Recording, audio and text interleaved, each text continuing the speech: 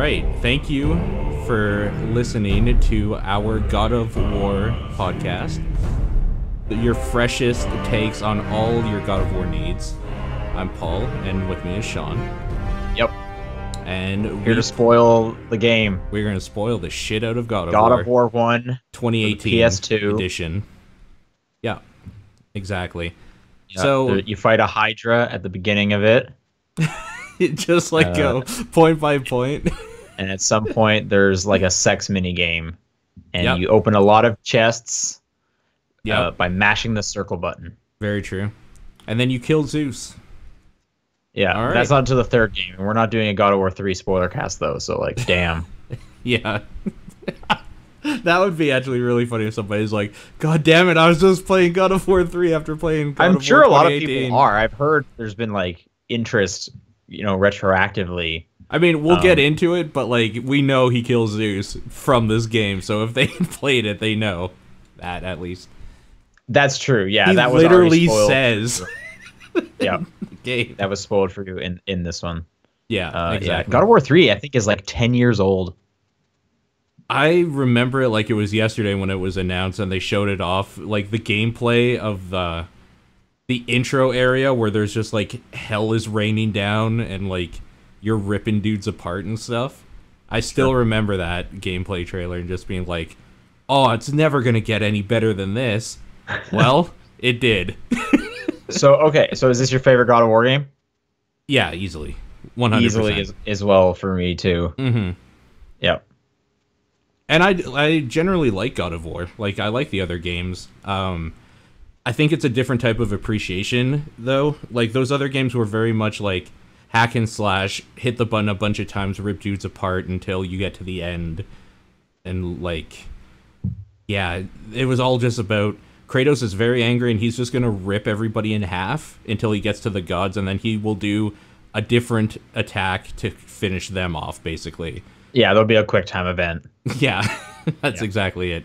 This I guess game, in case it's not obvious, we're going to spoil everything from the latest God of War. So if you're somehow 3 minutes into this thinking this is safe, like stop. We're gonna touch about everything. I just wanted to make sure that we did say that, and that was very clear. Yeah, it's very clear. We're not talking around anything here. Yeah, for sure. Okay. So God of War. The old God of Wars, I enjoyed them. Mm-hmm. I played 1, 3, and the first PSP one. That's where I'm coming into this new one with.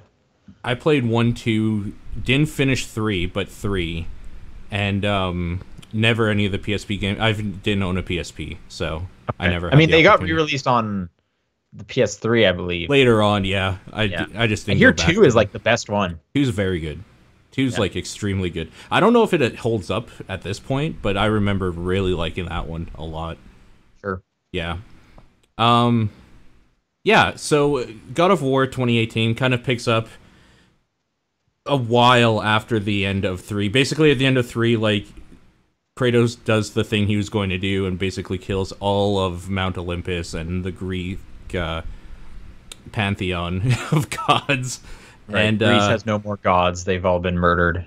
And you don't really know what happens to him after that. It's like assumed that he is done and like is dead or whatever because of some deal he makes. I can't remember with who. It was a while ago. I don't super remember the ending, but it doesn't really matter. It doesn't matter at all.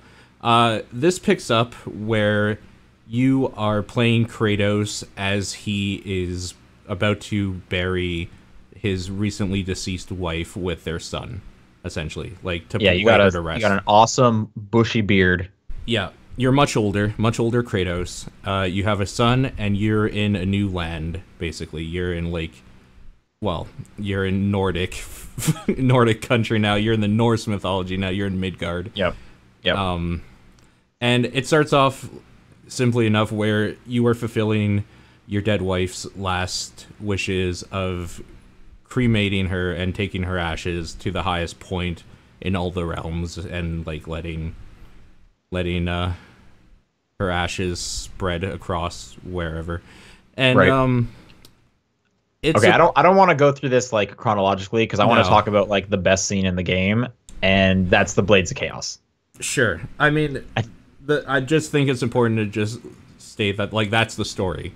That's sure. Yeah. everything from there. Just like the whole game is basically just this one mission, which is the first thing I really like about this game. Actually, it doesn't feel like a big I'm killing all the gods thing. I'm just kind of like, we got to spread these ashes, and then it's just problem after problem along the way. Right. But I mean, it's gonna get there. He's gonna kill all the gods. You know it's coming. Yeah, for sure. He's gonna get there. Or maybe he's just gonna kill like select gods this time. Who knows?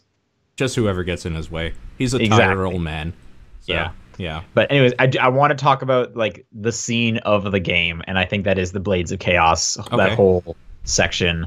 That whole section is definitely. This is like halfway, maybe 2/3 through the game. Yeah, 2/3 sounds more right to me, actually. Yeah, you have a new weapon, which is this axe. I forgot the Leviathan axe. Leviathan axe. There we go. Yeah, and it is awesome. Like, I was not missing the Blades of Chaos. That axe is so great. Being able to like summon it back to your hand. Yeah. The runic attacks. The axe is awesome. The axe is very good. Then you find out you have to go to hell because Atreus, your son, gets sick, and you have to go to hell to get like a tooth or something from like the gatekeeper or something like that, for Freya to heal your son. Yeah. But then you're told that your axe, because it's like ice attacks. Yeah. That's not going to do anything in hell, because hell is, for whatever reason, a frozen wasteland as opposed to like a fiery wasteland. Right. And right there, it's like, oh man, I know Kratos used to have weapons that were fiery. Is this going to happen? And since the beginning of the game, because he doesn't have the blades anymore, his forearms have been covered. Yeah. Which is very sly of them, because in the other games they like were like burned into his arms or something, like he couldn't take them off, and then they somehow like Spider-Man'd out. I don't know. It's a video game. But he's been having them covered with like bandages, so you're like, oh, he must have those like scars under there and stuff like that. Yeah. But then he goes home, and they actually, I didn't notice this at the time, but having listened to a few other spoiler casts before we did ours, other people had pointed this out, is they even kind of foreshadow that when Baldur first shows up, and Kratos is like, go under the house, boy. And Atreus is like, but you told me to never go under there. Yeah. And it's because that's where the blades are. Yeah, where they're hidden. I didn't put that together. So so you go back to your house, and the whole time it's like a real quiet moment. You're like canoeing through the cave, and Athena is showing up and just like taunting the shit out of you. Yeah. Or like I don't know if it's actually a ghost of Athena, or if he's getting just like visions or flashbacks or something. But then he like picks up the Blades of Chaos, and it's a really great moment, because right before you go into your house, they put a bunch of enemies on you, and it takes you a while to kill them all. Yeah. And then you get the Blades of Chaos, and you re-exit, and he's like, I am done with Athena, no more. It's like, I have no more master, or whatever he says, and he finally like does away with his past, and he comes out of the house, and they just send like 3 times as many enemies at you, but the blades are so much better at like crowd control that you just like wipe through them. Yeah. And it's just such a cool moment. I kind of like between the 2 weapon sets too, like the animation quality and stuff. Like when he's using the axe, all of his movements are very like trying to hit as hard as he can with it, sort of thing. Like it almost seems like he seems less skilled with the axe, because when you get the Blades of Chaos, all of his movements are very flowy, and the chains are just like going fucking crazy everywhere. Especially when you get like more combo choices later on, you can do some like disgustingly sick shit with the blades, and the axe always feels slower. So it's like more like deliberate, super deliberate. Yeah. So I really like how that plays too, where like there's only 2 weapons essentially, but they are like so polar opposite from each other and how they play. It's super cool to switch between them and do all that sort of stuff. Right. And I definitely kind of came around on the blades, because when the idea of getting a new weapon came up, I was almost just like wanted to reject it, because I liked the axe so much. I was like, no, I don't want to learn a bunch of other ones, because in previous God of War games, you're just constantly getting new weapons. Like, you get too many. You get like a ton of weapons. Yeah. And I was almost just like, just let me like use the axe entirely. I love the axe. Yeah. So I'm kind of glad that there was just 2. And they kind of serve different purposes, which is nice anyway. Yeah, for sure. Yeah, no, it's really cool, and I like how it's like just the fire and ice, just very basic, like especially with the Norse mythology theme, where the idea is that like all of life was formed basically from the fire and ice worlds essentially, like, and then the middle being formed by their like joining up in the and like creating the first frost shine and all that stuff. I just think it's really cool that they play with all that and they don't add weird shit that doesn't exist really in there. Like, I hope they don't add more weapons, like a weapon pack or something later on, or new DLC. I hope it just always stays. I can't see that happening. I mean, I can see maybe a new weapon in the sequel, but they're not going to add a weapon pack. There's no way. No, there's no way. I hope. God, do I hope. Can you imagine if they just, like, added a spear? It's like, okay, that's weird, but whatever. It would definitely be weird, for sure. Yeah. Yeah, I mean, I think that's the strongest thing this game does, is the combat. It's the one thing that I was just like, this is going to keep me going for a while, because they put a bunch of challenges in there, too, and I'm excited to get to them. I really like how this game feels combat-wise, and I think it's largely due in part that it's simplified down, but, like, both weapon sets and, like, your unarmed stuff has a bunch of combo potential that you can do. See, I would almost say it's, like, not simplified down, because you have the two weapons, you have unarmed stuff, so that introduces like the stunning mechanic. You have shield-based attacks, you have like counters, parries, and then there's like the different stances for when you have to pause mid-combo so that he like changes footing and then you continue a combo. Like I think it gets like surprisingly deep. Later, for sure, yeah. When you unlock all that stuff. To the point where it feels untuned almost at the beginning, where it's just like, because the enemies kind of never change. Like, the basic enemies you fight at the beginning, when you fight later, they just throw more of them at you because they're kind of simple. But, like, at the beginning, they feel tough because you don't have all the things to really deal with stuff easily. Like, sure. Like, the first time Watchers come in, all you have is, like, your axe throw. But, like, if I throw my axe, it gives this guy an opportunity to hit me. Like, big groups of enemies at the very beginning are like really hard in a way that they're not later on, and then like later on the bigger enemies seem harder because they have specific things you need to do to even be able to get like a hit on them. It's kind of neat how that changes throughout the game. Yeah, I'd say Atreus's arrows were a huge help once I started getting those powered up. Atreus goes from like lame nothing kid to like super powerful. Like, he's easily gonna be way more powerful than Kratos in another game, for sure. Right.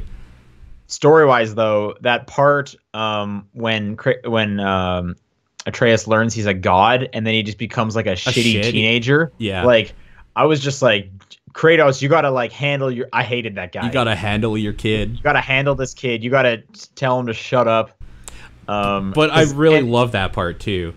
Because I was just getting so tired of Atreus and his like stupid attitude, because like, and he'll just like he'll just do comments like you're smashing pots or something, and you'll just be like, oh, what are we like? Are we training? Like, what are we doing right now? You're like, or there's an elevator part where he just won't fire arrows when you press square anymore during that sequence. He's just doing like his own thing. Yeah. Or, there's specifically a moment where you come up on an enemy and he just, like, jumps on him and starts attacking. And Kratos is even like, yo, what are we doing? We need to be smart about this. Yeah. Like, we could have just, like, taken him out from behind. Yeah. No, it's, I think that's super important. I think you have to do that, because otherwise you get another Kratos and that's boring. Kratos is just the stoic, I'm mad and I kill stuff. And, like, you need a character that actually builds. You need, like, a character with a personality, and it makes sense. If anything, I would say it would make more sense if those stages lasted longer, but for the sake of one video game, I understand why he goes from shitty teen to maybe not so shitty in like couple hours or whatever. Well, I was actually going to say, that's one of my issues, is his turn back to being fine. Fast.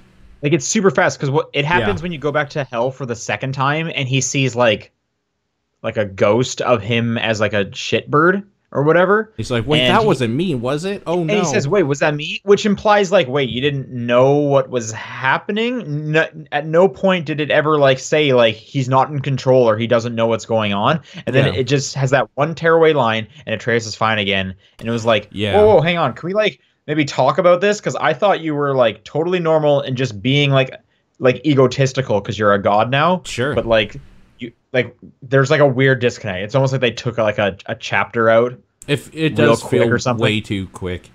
Like, I think the way, if you were going to do it, I think the way that would feel appropriate is this whole game is him becoming shitty, and then the next game is kind of his redemption arc. But I totally understand why they didn't have time to do all of that. And, like, right. Well, and why you don't want him to be shitty the whole time. Because, like, the end of this game is important for them where they end up. Yeah. Yeah, for sure. It did seem a little too quick, though. It felt like... It really felt like the latter half of the game, story-wise, was very fast-paced in the way that the first part wasn't. Basically, up until you meet Mimir, I feel like... And, like, you wreck the fucking gate to Jotunheim by throwing Baldur into it. Right. And that's when Atreus becomes, like, the worst, when... Yeah. Like that's when he's first starting to be shitty and he's like not listening to Kratos. Yeah. And then because he like fucks up, you have to throw Baldur into that and then you get like that dragon fight and stuff. Yeah. I think it's from there on the pacing was much quicker in a way that I wish they had let some parts maybe last a little longer. It felt really quick after that because up till that it felt like this is like the right pace right now, and then it just kind of goes off the end. But that's also the point where you start getting exposition into what's going on in the world in general, because Mimir is able to like tell you stories about what's going on and like describe things a little bit more. So I think there was a little bit of a trade-off of like, this is where we're going to get lore stuff now for a while, and the story stuff is going to be a little more simplified. Before we get into Mimir, because we definitely need to talk about Mimir, I would almost disagree that second half speeds up, because there's like one or two, like too many scenarios where it's like, all right, we finally made it. We can finally go to Jotunheim. Oh, wait, no, we can't because we don't have this one thing. Okay, well, let's go do that. And then you go do that thing. It's like, all right, here we go. Jotunheim time. Everything's been done. Oh, wait, no, we can't. We need one more thing. All right, let's go here. That's why it speeds up, though, because they put so much stuff in there where it's like, it's just like beat, beat, beat, beat. Where at the beginning, it's like you're going to do this one thing.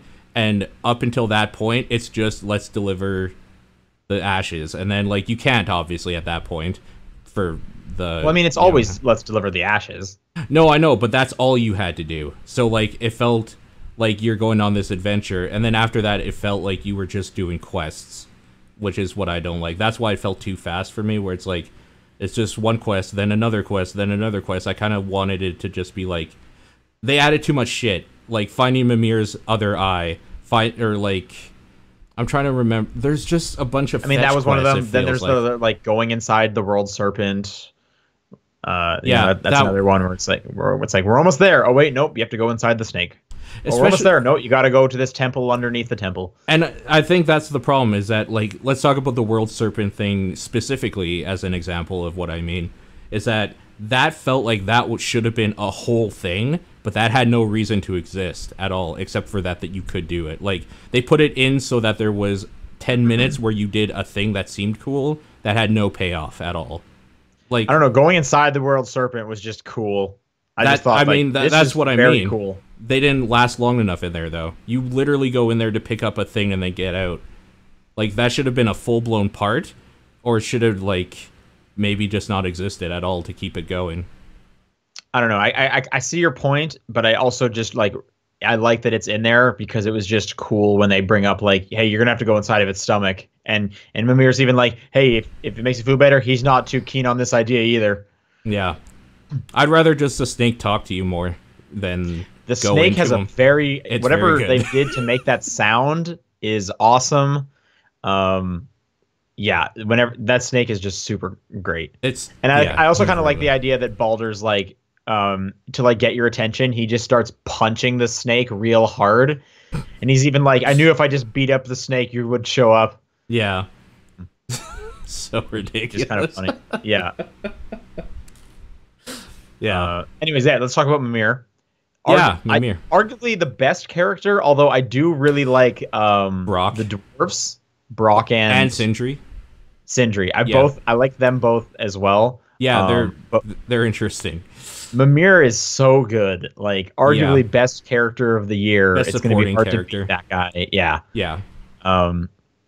Just the whole concept of this dude stuck in a tree because he pissed off Odin. Yeah. And even his like origin story, which I don't know if you've come across yet because you didn't do a bunch of the side quests, so you probably have a whole bunch of like bonus stories to listen to in the boat. Mm-hmm. Did you hear his intro, like how he came to be like work with Odin? I don't remember. Okay, so I'll say it here. Anyways, he came across Odin, and then he just got him really high on mushrooms until Odin started seeing visions, and then thought Mimir was like all powerful for making this happen. Oh, okay. But then what ends up happening is Odin starts to become more and more powerful. So Mimir's job eventually turns into him like trying to contain Odin, and like the tables then kind of turn. Yeah, that's kind of a weird twist on it. I like that. Yeah, kind of. It's super weird. And I really hope they touch on more about Mimir's story because I don't know if he's part. I don't believe he's part of like Norse mythology. He is. Is he? Yeah, he's the like keeper of all wisdom and knowledge that Odin goes to drink from his well. That he wants to sacrifice, and that's why Odin rips out his eye, is to prove he's worthy of the knowledge Mimir can give him. My mistake. Yeah, I don't know a ton about Norse mythology. That's why I kind of like the like thing where it's just like he seemed all powerful to Odin because he just got him high. I think that's like, all right, that's dumb. I like that. I think it should be stated like going into this game, my knowledge of Norse mythology, which I understand, which I'm sure is a lot of people, is like the Marvel movies.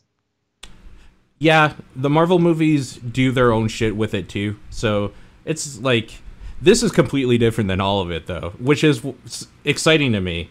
Because there were a lot of points where it's just like, oh, I think I know where this is going. And then they change a thing. I'm like, nope, no idea. Now I'm excited.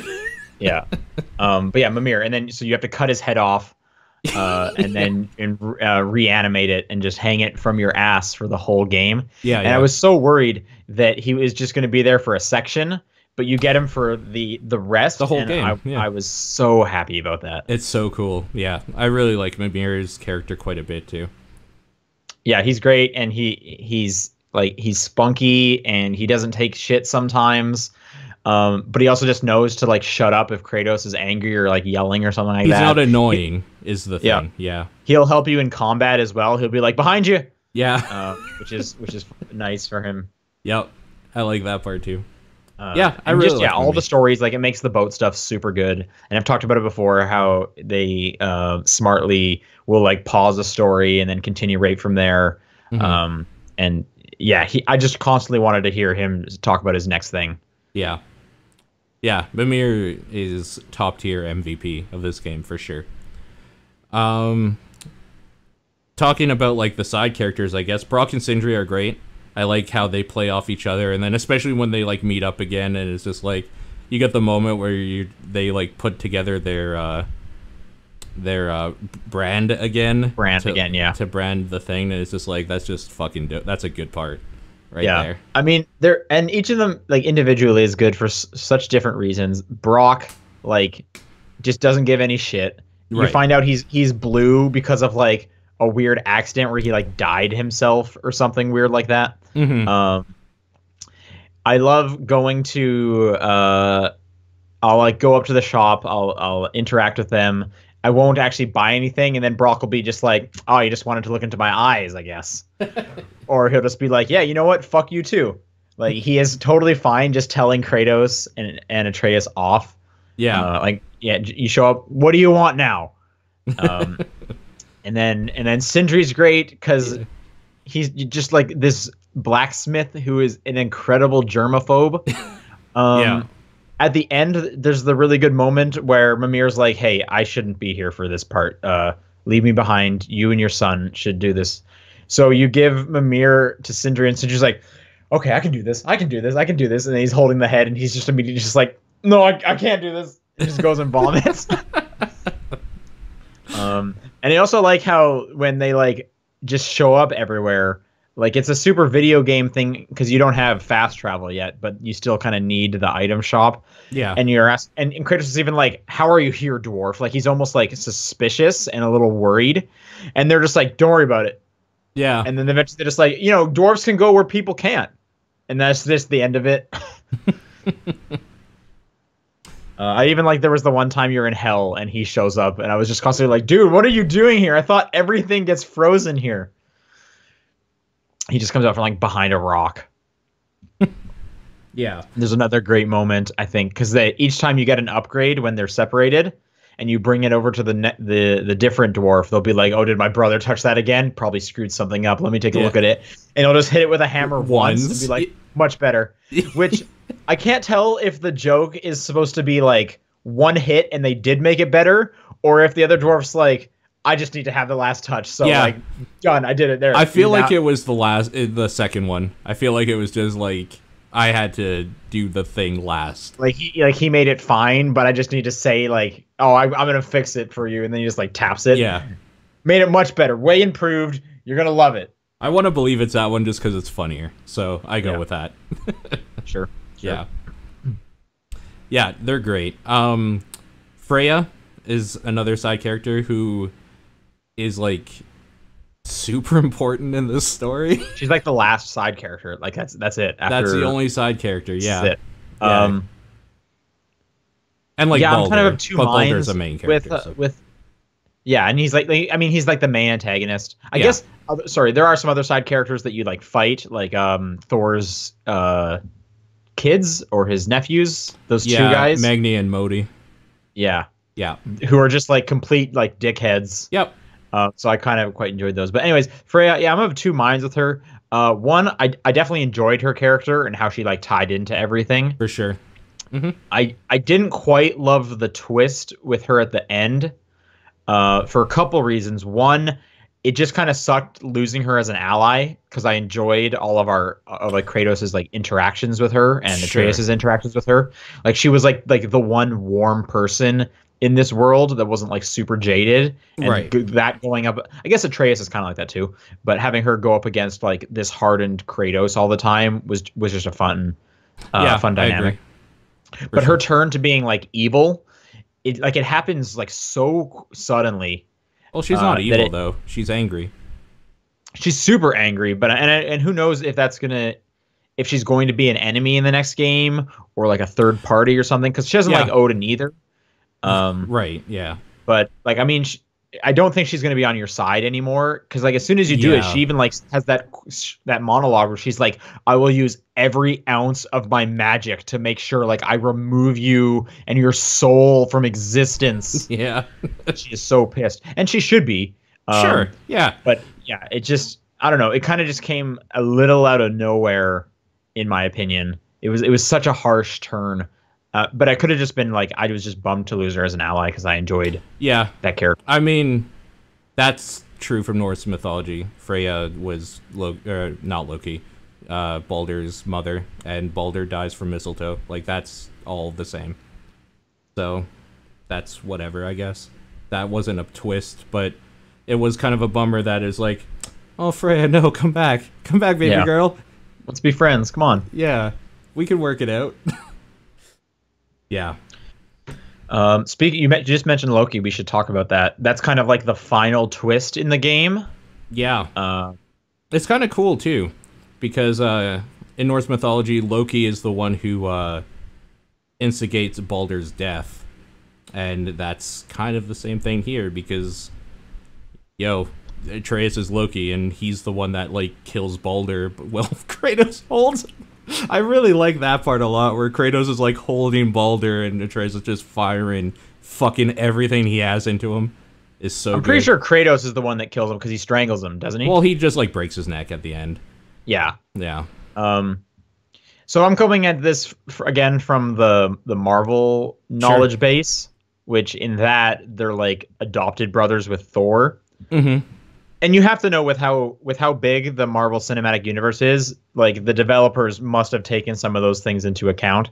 I mean, there's Easter eggs. There's an Infinity Gauntlet in this game. Right, yeah. So And that's also probably why they chose Loki. Also because maybe they just kind of ran out of like big named characters, but they definitely knew like the name Loki would mean something, since that's a popular character in the movies, oh, and for sure. it means something to me.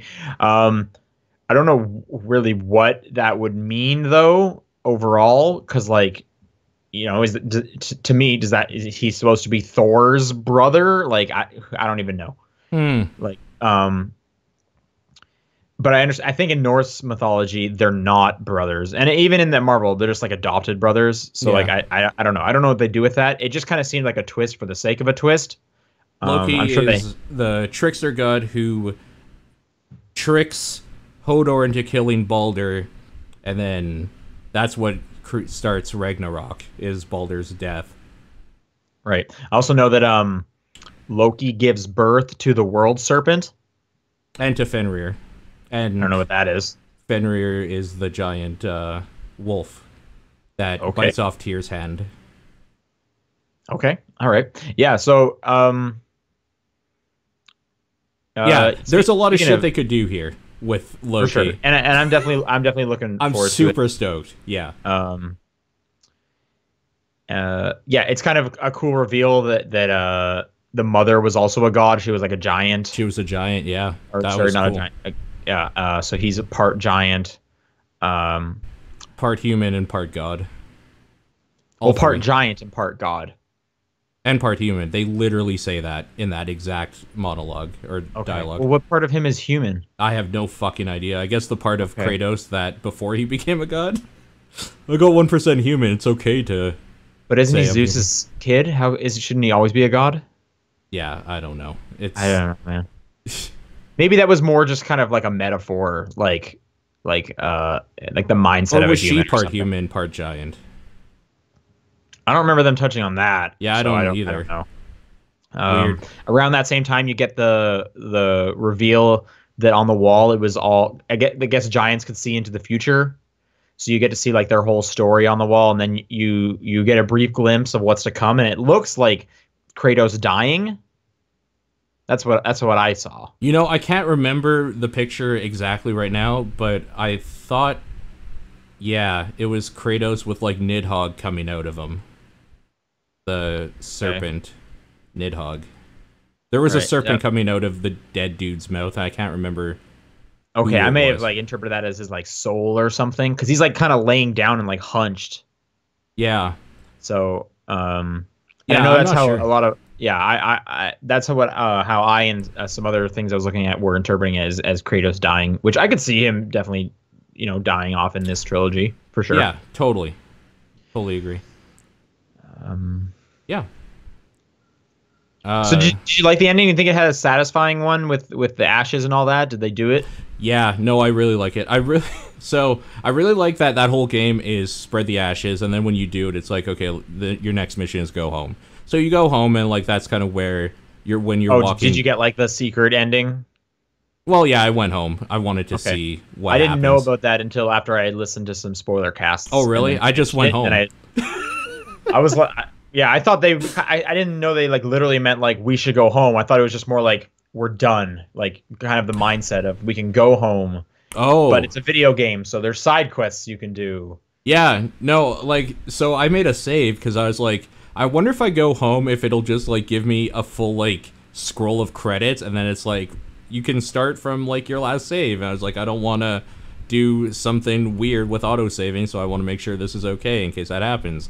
And then I went home and it's like, oh fuck, the thing happens.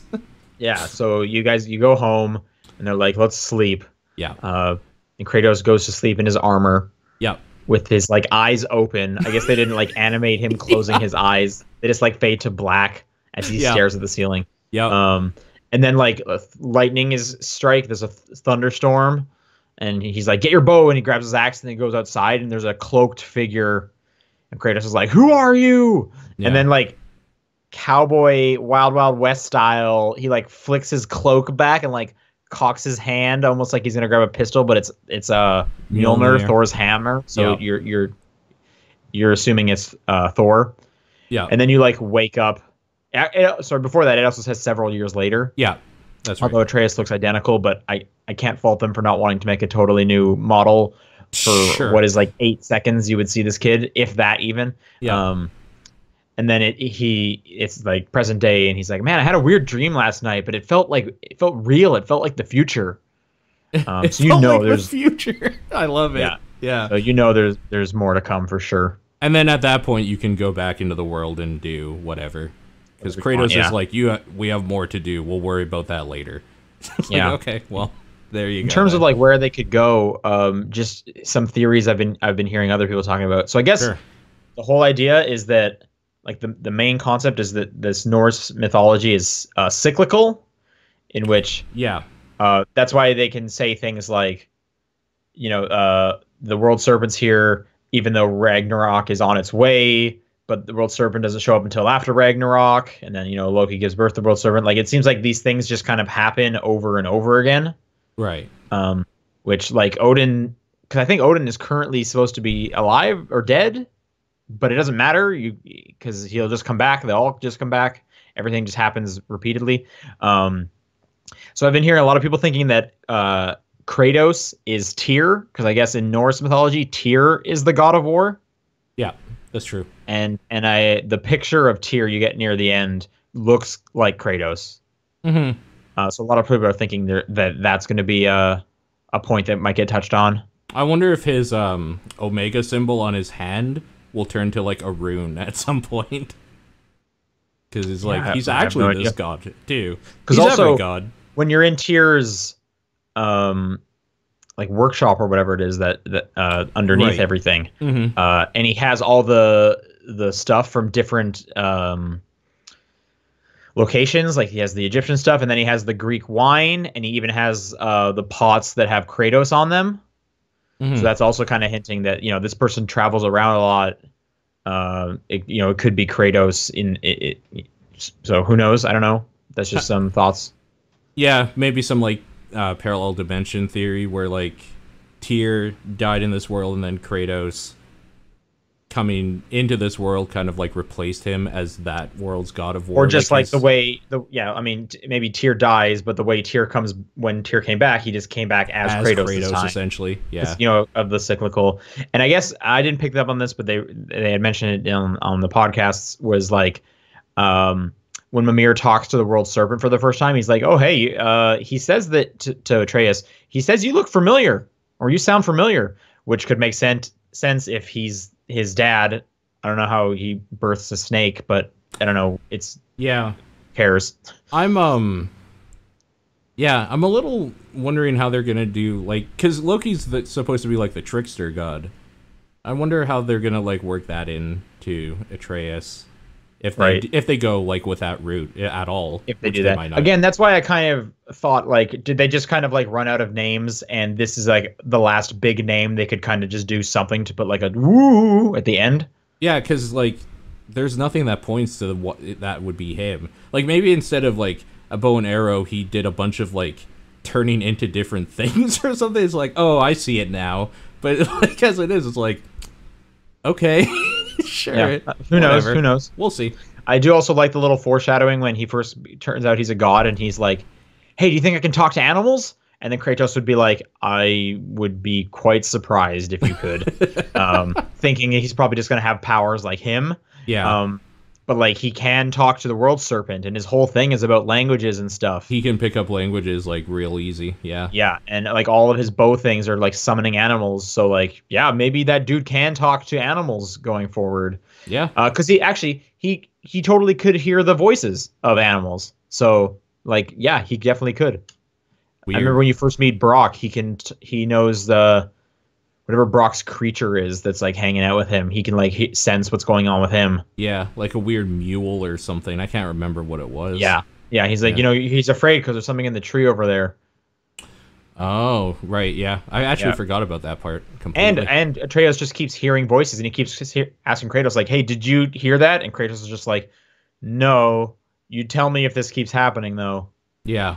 So. Yeah, it's kind of weird. The Loki name doesn't make sense to me at all, but I wonder what they'll do with it. I'm sure they have an idea for it, so yeah, for sure. It'll be cool. For sure. So you finished it. What do you currently have left to do?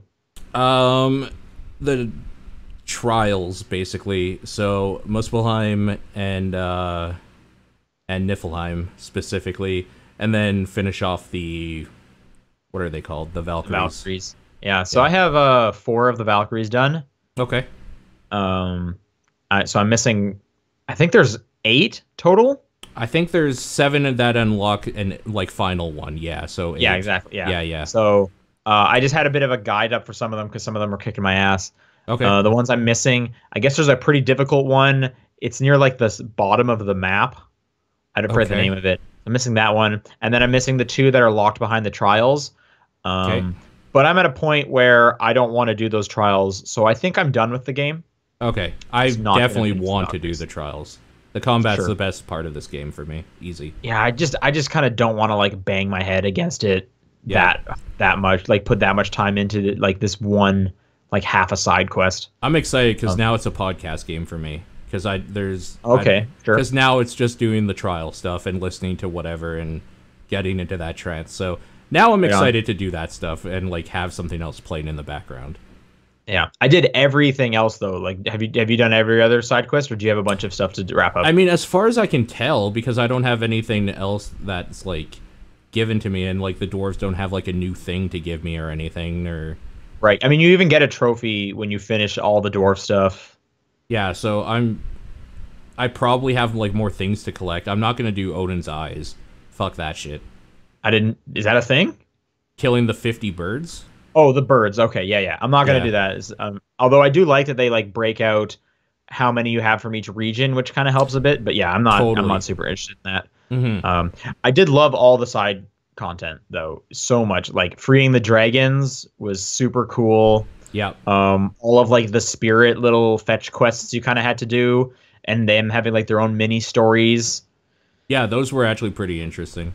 I enjoyed those quite a bit, and I also just like, I think this game gets really good when you first get to the lake, and that's when you can start doing some side quest stuff and just exploring around. That's kind of when it starts for me, like the game part. For sure. And then 2 more times it lowers the water. Yeah. So you get to do like, all right, I'm going to do a whole other lap of this place, which is also just like a really like creative way of having you go back to a same place you've already kind of built, but make it like completely different. And they'll be like, man, this was underneath the water this whole time, and you can access new caves and passageways because they're dry now. Yep. So I absolutely loved doing those. Yeah. No, it's really cool. I really like how they didn't do all the realms stuff in like one go here. So if they wanted to add like expansion stuff or DLC to expand onto what they have, it's just a matter of we're gonna add access. Like something happens and now you can access Vanaheim or whatever.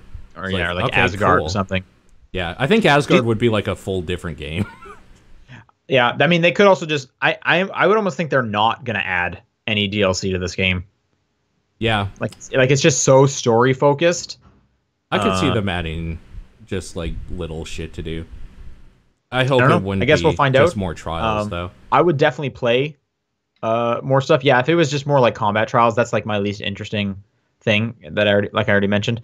I would definitely play any more like story DLC or new areas and stuff like that. Yeah. I don't think they would. I think they would do Svartalheim because they already have dwarves, so they would just have to like make up a story as to something there. Yep. I think they're gonna save it all for the sequel. A new one. That's what my guess is. I could see it. Yep. I could see it for sure. But yeah, that was kind of nice. I figured we were gonna be going to every single realm, and I figured like each realm was gonna be like a Zelda dungeon. Because like the first realm you go to, the elf place, Alfheim, it's basically just like you go there. There's a dungeon there, and then you come back. So I figured it was gonna be like, okay, we're gonna go to each one of them, but it's totally not like that at all. Yeah, that part's kind of weird. They just added like a civil war going on there for whatever between the two different. But it's like already happened. It's like the end of it, right? Yeah, it already took it over. And I like when you go back there with Tyr. He's like, "Oh, the sky's this color. I guess the dark elves are in charge." And both Kratos and your son are like, "Whoa, what do you mean?" And he has to like explain what's going on and stuff like that. Yeah, it's super interesting for sure. I'd love to see Asgard. What's your loadout right now? Loadout. Okay. I don't even know. I can't remember. So on the axe, I kind of stuck with a few I liked from the beginning and then just kept it the whole way. On the axe, I got the it's like the second one you get, which is kind of like a shockwave that goes out. It's not the very first one you get, which is basically a shockwave. This is like a frost wave kind of thing. For the axe, I guess I have the you do kind of like a spinning, like a whirling attack. Okay. I don't think I ever got that. I was using like the laser beam for a bit. Okay, but I did see that one. I didn't. It was just going a bit slow for me, and the cooldown wasn't high enough. A lot of these ended up needing like, okay, what is helping against these Valkyries? Like I just need to like get some space or knock them around a bit harder. Right. I think that's why I'm gonna do the side areas first because I want to build some better shit before I do the Valkyries. Finish all that off. Right. Yeah. So I finished up. If we're talking armor wise, with the dwarf armor. Okay. Like the big hulking blue stuff. I used the Ancients armor for all the like resistance stuff on it. Which one's the Ancients armor? Where do you get that? You get it from, you know, those like rock golems who you had to like hit a core of their heart out or whatever. Yeah, it was from them, and it gives you like each piece gives you a certain percent of like fire, electricity, like defense against elements, basically. I really wanted the ones you get from Niflheim. Which has like health regen built into it. That's what I'm going for. Yeah, but it's just going to take so much grinding at Niflheim, and I was like, I don't care enough for this. Sure, I'm totally going for that. I also really liked the dwarf armor because it had 3 enchantment slots. Yeah. So when I equipped it those and then just put like all my strongest enchantments in, I immediately jumped up like another level in like my power or whatever. Yeah. Or character. I really liked Tyr's armor as well. Quite a bit. What did that one do? I believe that was the strength. Basically, I went like no runic. Everything was all melee. Every melee hit I wanted to hurt. I think the dwarf armor is pretty heavy on the runic. I could be mistaken. My heavy runic attack was the first one you get, just like that slam. That was just so useful, especially because it freezes the enemies around you. Totally. And then when you hit R2 again, it does like an explosion on them. I loved that one. It was really good, yeah. That was good. And for that, I think for both the Axe one or the Chains of Chaos ones, I did the original 2 as well. Me too. Where they're just kind of like these like repeated slam attacks. Yeah. Because I just needed stuff that like focused for those Valkyries, just to, like hit them hard. Sure. That makes sense. Yeah. And then my L1 circle, it was the one that slowed down time for like a second or two. Okay. But I did hang on to the health regen one, which is like the first one you ever get for like the whole game. Because if I was ever low and just like walking to the next fight, I would put that one on and just start gaining health real quick. Yeah, that makes sense. Sure. Which reminds me, Atreus's animals. Which summon did you use mostly? Most wolves, 100%. So I did wolves too. I heard the crows are very good. Crows are good if you just want damage, but I wanted the electrical stun from the wolves bouncing around. Yeah, I felt they were really helpful with the Valkyries. Like if I could just pop those wolves, like it was just chaos happening. And the Valkyrie usually would just kind of sit there taking damage, and I could like do some more to it. Yeah, that's kind of what I did too, or do too. I also really like Bitter Squirrel. Yeah. Like that, just the fact that it has a personality and it just kind of hates you and is just like tired of any shit anytime you like call upon it to like give you some health. And it's like, oh, piss off. Like that was just like it's such a weird and different summon because none of the other ones talk in any way. They're just attacks. Is it supposed to be Ratatosk then? Ratatosk? Yeah, I'm pretty sure it's called Bitter Squirrel is like the actual name of it. Okay. That's funny. When you're like selecting it. Yeah, Ratatusker or something like that. Yeah. He's great. Yeah, another great character, I will say. Sure. I can't remember. I think, and his armor, Atreus' armor, I think is the one that does more damage with enemies in the air. So I would, because I flung enemies in the air all the time. I did not do that one. I did the one where your final arrow would like explode on impact. Okay. Mm-hmm. And let him like shoot more arrows. Sure. So I could just mash square like all the time. Sure. Cool. Yeah, I'm trying to think if there's anything else I want to touch on. I think I'm just about out. Yeah, I'm trying to remember like some more specific story parts. I have like a Wikipedia article up here, but I think we hit all the ones that were really big to me. The big one is the Blaze of Chaos for sure. That when that happens, it was just like, oh, I don't want to put this down at all right now. I want to keep It is going. definitely like the scene. It's the for scene. that game. Yeah, for sure. I enjoyed all the Baldur fights when they would switch to like cutscenes and you're just watching these like extremely strong people that like almost can't feel pain, just like beating the shit out of each other and then just keep getting up and just like keep going. Yeah. That was pretty cool to see. You know, like the dragon fight when you're on its back and you like just like bring it down. You're right. You can the actually, dragon part. go to that dragon's corpse, and there's like a dragon tier there for you to pick, but you can find the corpse afterwards. Oh, okay. I don't know if you ever did that. That dragon fight is so good. Like the actual boss fight dragon. Yeah, so good. Oh, another cool moment I was just thinking about. So there's the enemies will have different colored health bars depending on how dangerous they are compared to how strong you currently are. So for the longest time, I was avoiding the like rifts in the world, because those were so powerful enemies, and they would send like two of them at me, and it's just like they would one hit you. Yeah, sometimes they would one hit me. Yeah, a lot of the times I would just like open it up, and I would immediately just go into rage mode and just be like, I need to just do as much damage before you even know what's going on. As possible. In a similar vein, there's those sword dudes that hang out on the like those towers with the fire torches that you can ignite. Do you know what I'm talking about? Like two-hander swords, like big swords. Yeah, and you'll see them from afar, and they're just like chilling, sharpening their sword, and they won't do anything to you unless you go up and attack them. Yeah, like first off, that's just like they're just like kind of scary. You know what they remind me of? In Breath of the Wild, the what are the final enemies? Lionels? Oh, Lionels, yeah. You can see them off in the distance. They won't bug you, but if you start fighting, they're like, all right, it's on. It's on. Puny little insect. Yeah, those guys are super strong.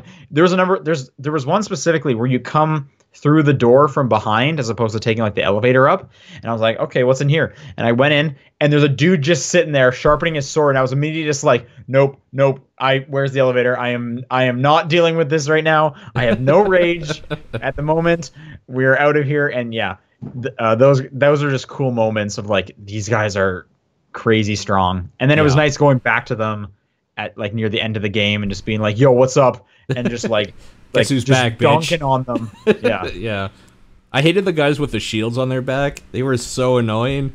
Just like doing a combo, then they just turn. It's like, oh well, all right. I guess guess I'll move around a little bit now then. Right. Well, I mean, then you do the double L1 tap to like not stun them with your shield, and then you just like ram into them. Yeah. Those guys, all of the shield guys just got annoying because it was like when you had an opening, everything was good, but then at some point they would put their shield up and break my combo, and it made me like super tilted. I hate when the combos get broken. I can see that. Yep. Or it was annoying for a bit before you had the blades, and it's like, oh, these guys can't be damaged by your axe. Oh, so you have to switch to your fists. But now it's like, well, whatever. I'm gonna just use these chains of chaos and destroy them. No more immunity to my weapons. And like the magic versions of those guys that put up a little like ice shield that like exploded if you got near them. And there were some annoying enemies in that game at points for sure. Like the fucking elves. Just the fact that they're always moving. Yeah, and they're in the air, so you'd have to like, do some kind of aerial attacks. The elves are super annoying for sure. Yeah. I also think that dungeon or section is one of the weaker parts. It's kind of too bad too because it's probably my favorite looking part of that whole game. Yeah, like color-wise for sure. Like there's like the color pink and red and like orange there. Yeah, I like the area. I just wasn't a huge fan of that dungeon. And it might have just been because of so many of the elves. Yeah. And, like, the whole gimmick there was, it's all beautiful, but then when you go into the dungeon area, it's very dark and shitty looking. And it's like, well, this isn't what I like about this area. The whole game just kind of looks like those dungeons. Like, you're in a lot of caves. Yeah, cave I don't like systems. any of the cave parts at all, actually. Like, on that point, when you're climbing the mountain the first time and you're going through that area where, like, you have to, like, get the elevator working to go up to the summit where the dragon is, like, all of that part I don't like. I just find it boring. I hate the cave parts. I like being out in the open and, like, it's really hard to, like, do anything else but, like, look at Midgard when you're kind of in the center and you just see the giant fucking Jormungandr in the background, and it's just like this beautiful oasis, and just going into shitty little areas is like, oh man. I don't want to see dark caves. One thing from Alfheim that I did enjoy though is when you go into like the weird vision thing. Yeah. Near the end of it, and you come out, and Atreus is just furious, and he's like, "Where were you?" And he's like, "I was only gone for like a couple minutes." And he's like, "You've been gone forever." And there's like corpses all around him, and he's had to fight. And it's like, dude, it's probably been like 6 hours or something. Like, they don't say how long it was, but he is just furious at you. Yeah. Yeah, that part's that's probably the first like really good thing with Atreus, where it's like, oh wow, all right.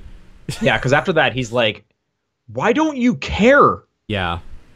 About anything? Like he's like so angry at you, and it's definitely kind of one of the like first like arguments or like clashes between them. Yeah. And it's weird because like as Kratos, he's just like, I have no what is going on, and you're with Kratos because you were gone for like all of 30 seconds. You're just like, I am like dumbfounded, and you are furious at me. I don't even know what to say here. Yeah. Yeah, I know, it's real cool for sure. It's a good moment for sure. Mm-hmm.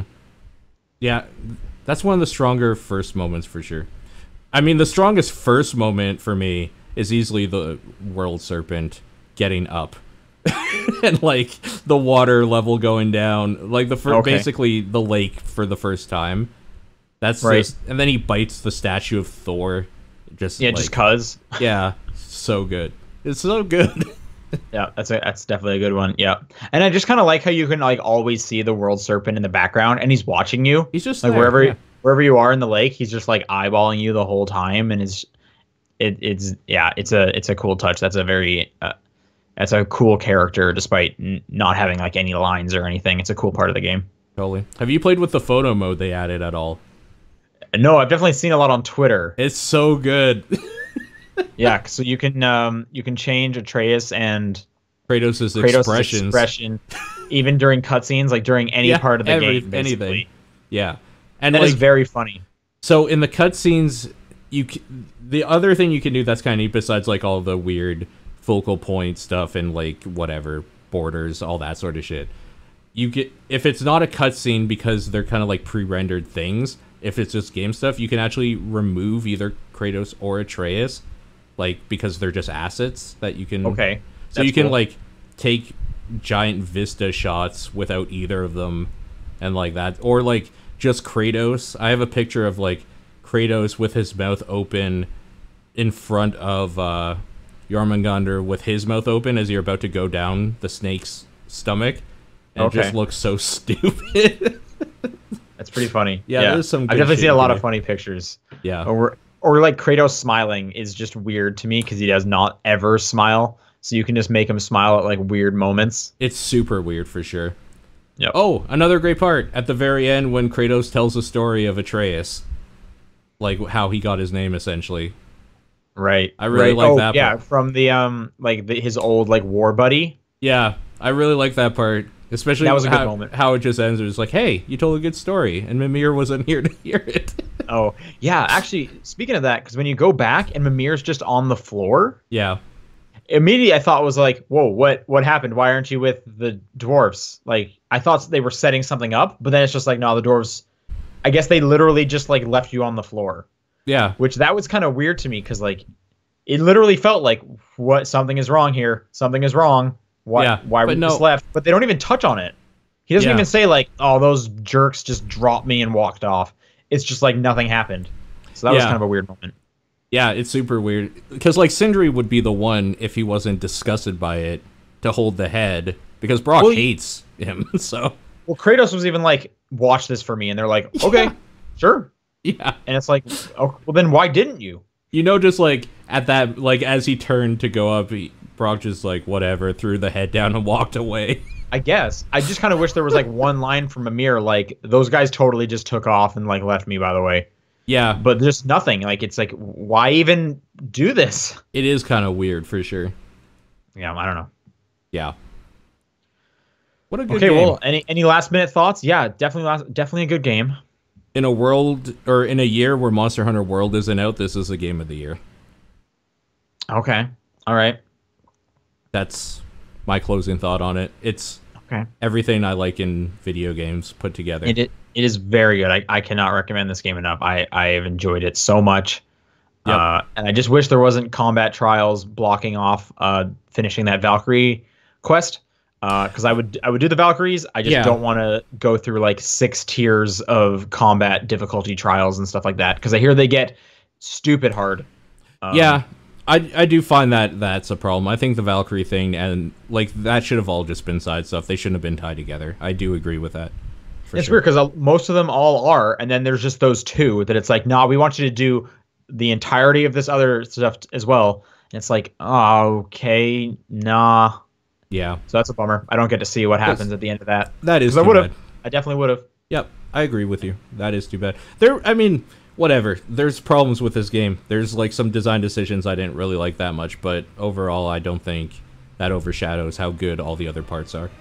Sure. Yeah. No, I absolutely love this game. I love it so much. Yep. Very good. Cool. All right. Cool. All right. So that'll do it for our discussion. Yeah. Thanks everyone who listened, and if you did not play the game and listen to this, you're a crazy person. Yeah. I'm so sorry, but you should have known. Yeah, we warned you. Yeah. Exactly. Anyways, and stay tuned for whenever our next podcast is. Yeah. See you then. See you guys.